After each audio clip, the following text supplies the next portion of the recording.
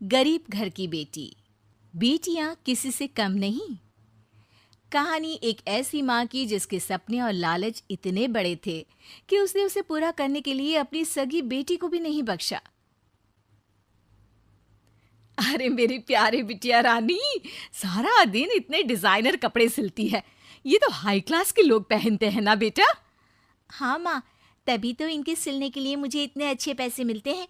देखो माँ, अगले महीने घर में रंगीन बड़ा टीवी लगवा दूंगी। हाँ।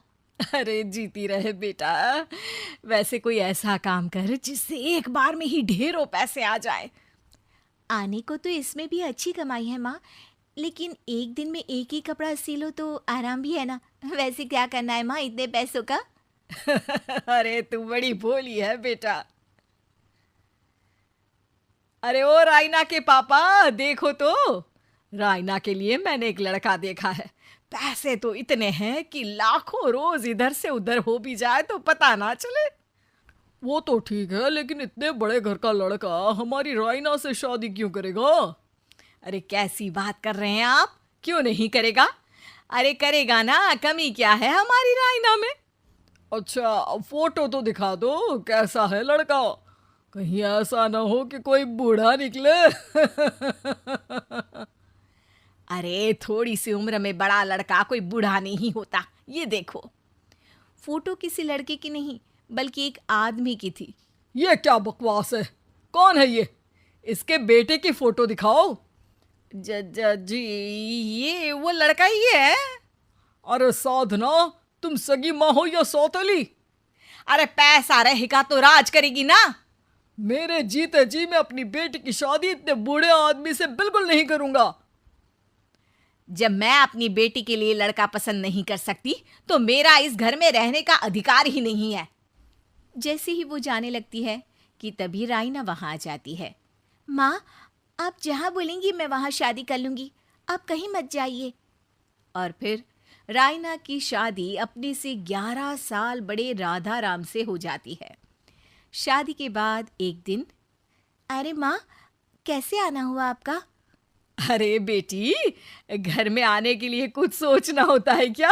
ये लो, पूरे 2 दर्जन केले हैं बेटा। शुक्रिया माँ। वैसे और बताइए। बेटा, तेरे पापा की तबीयत खराब हो गई है और तू तो जानती है कि उनकी कमाई कितनी है। अगर तुझसे कुछ पैसों का इंतजाम हो जाए तो। माँ, मेरे पास पैसे कहाँ से आएंगे? अरे वाह बेटी, तू तो गिरगिट की तरह रंग बदल रही है। अरे तुझे पढ़ाया लिखाया, तेरी शादी में पैसा लगाया, अब तेरे मायके वालों को जरूरत है तो तू ऐसे जवाब देगी? अरे अरे माँ, ऐसे मत बोल। मेरी मुंह दिखाए में जो पैसे मिले थे ना, वो मैं तुझे दे देती हूँ। लेकिन अगली बार से आपको जब पैसों की जरूरत हो तो आप कुछ दिनों पहले ही बता देना। अरे ठीक है ठीक है, तो अभी से सुन ले, अगले महीने भी पैसों का इंतजाम करके रखना, मैं आकर ले जाऊंगी। तभी वहां रायना की सास आ जाती है। अरे अरे समधन जी, कैसे आना हुआ? और कुछ खाया पिया आपने? अब जी वो केले लाई हूँ पूरे 2 दर्जन। अब बेटी के ससुराल आना था तो खाली हाथ थोड़ी ना आती मैं। कोई बात नहीं बहन जी, आराम से बेटी से बात करिए, मैं और भी कुछ खाने को भिजवाती हूँ। सास के जाने के बाद साधना भी पैसे लेकर घर आ जाती है। अब दिन बीतते हैं। साधना हर महीने रायना के घर आती और पैसे लेकर चली जाती। लेकिन एक दिन अचानक रायना की सास का फोन साधना पर आता है। बहन जी, जैसे भी हो आप जल्दी से हमारे घर आ जाइए ना। हमारी बहू रायना को क्या हो गया है? न बोल रही है न हिल रही है। हैं? अरे मार तो नहीं डाला मेरी मासूम बेटी को?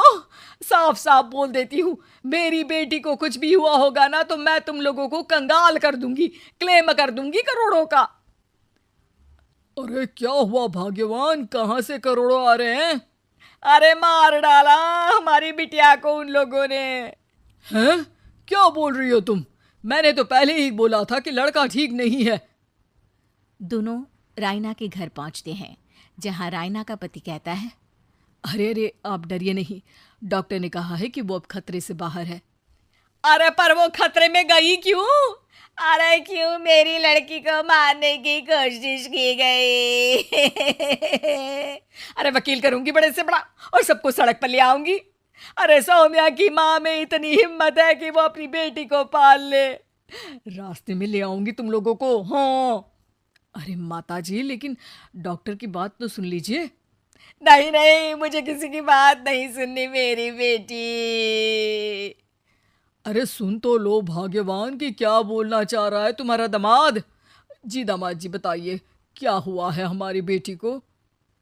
अरे पता नहीं, सारी सारी रात किसके लिए कपड़े सिलती रहती है और वो कपड़े जाते कहाँ हैं। अरे हम तो इतने पैसे वाले हैं, हमें तो कोई ज़रूरत नहीं है इसके सिलाई के पैसों की। मैंने तो कहा भी कि बिटिया अगर इतनी इच्छा है तो दिन में एक ड्रेस सिल लो, लेकिन मानी नहीं। आप ही की बेटी है, पूछिए आप, पूरे होश में है अब। हाँ। ये कहकर सास वहां से चली जाती है। अब कमरे में सिर्फ बेटी, माँ और पिता थे। बेटा, मैं तो जीते जी मर जाता अगर तुझे कुछ हो जाता तो। क्या बात है बेटा, ये लोग अच्छे नहीं, तेरा पति ठीक नहीं है बेटा। अरे नहीं नहीं पापा, ये तो साक्षात भगवान का रूप है। मेरी सास तो मेरा पूरा ख्याल रखती है। ये लोग बहुत अच्छे हैं पापा। अरे तो फिर क्या जरूरत पड़ गई मरने की? माँ, पता ही नहीं चला, सारी सारी रात काम करती रहती। आपको पैसे भी तो देने थे, लेकिन ये नहीं पता था कि सेहत खराब हो जाएगी। अरे पैसे देने थे तो सास से या पति से लेकर दे देती। नहीं नहीं माँ, ये मेरे सम्मान के खिलाफ था। आप लोगों ने मुझे इस लायक बनाया है कि मैं आप लोगों की मदद अपने पैसों से करूं। पिता को साधना पर बहुत गुस्सा आता है, लेकिन साधना की आंखों में आंसू होते हैं। मुझे माफ कर दे बेटा, मैंने कभी नहीं सोचा था कि तू इतनी स्वाभिमानी निकलेगी। बेटा, मैंने अपने लालच में तेरा जीवन बर्बाद कर दिया, मुझे माफ कर दे बेटा।